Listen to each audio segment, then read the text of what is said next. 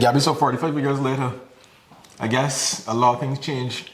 Yeah, because when we started, it was really fusion. And I don't remember the exact year when Voice of Barbados was established. I thought we had chosen actually a medium that was that business love. Yeah. And so, and the workers from all areas of the Barbados Workers Union were very happy to hear that, because when we had negotiations or when anything is going on, that their voices were being heard, not necessarily their own voices, but the voices of the workers being heard. I thought it made a whole lot of difference because when our colleagues in the region recognized that we had a radio, that the Barbados Workers Union had a program on radio, they were astonished because they weren't doing the same thing. So I thought that it's a You're a trendsetter. Yeah, a trendsetter in that area. I guess it had a lot of special moments on Workers Viewpoint. Can you give me a highlight or a couple of them that really stood out? Something that happened, something that was carried on Workers Viewpoint that maybe made a big national impact. What stood out for you over these years? The big shots from overseas who came to Barbados, we would bring them over here or do a recording with them, have it broadcast, which a lot of them did not have in their own countries because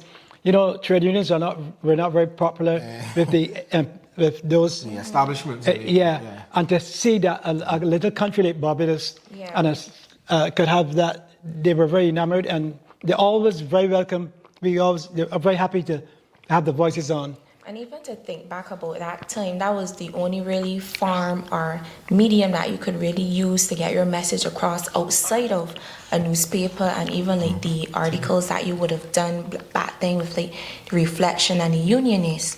So talk to me about, like, for example, when it started, what was the initial public reaction from our membership?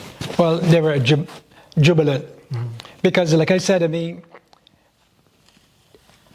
Radio Fusion had I said Radio Fusion because that's where it began. It was very popular because it had a lot of popular people. Alfred Pregnell, just, Frank Pardo, and you had people like Olga Lopes-Seal, and the comedians like George Tudor. So Radio Fusion meant it was like a part of the family, so to speak, because with the boxes, and there was this thing about this lady hearing this person on the speaking all the time, she took some cocoa and pushed it at a box and said he must be hungry. So trying to get them to eat that. It was all fun too. It was different. So when and especially when we sort of interviewed people who were members, they would call up the friends. I can be fun. So that made it the more popular.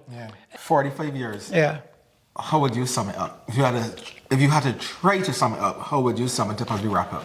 I would say that it was a highlight of my life because, like I said, I started in the newspaper. I work at the Daily News as a news reporter, proofreader, and sports reporter. Then I went to the Advocate, and when I left there, I was the acting news editor.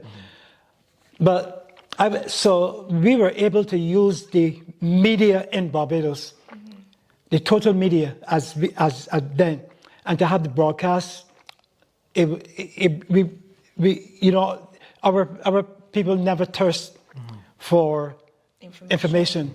So I thought that was what really made me happy, that they were able to reach out, not just to your membership, but the public as a whole.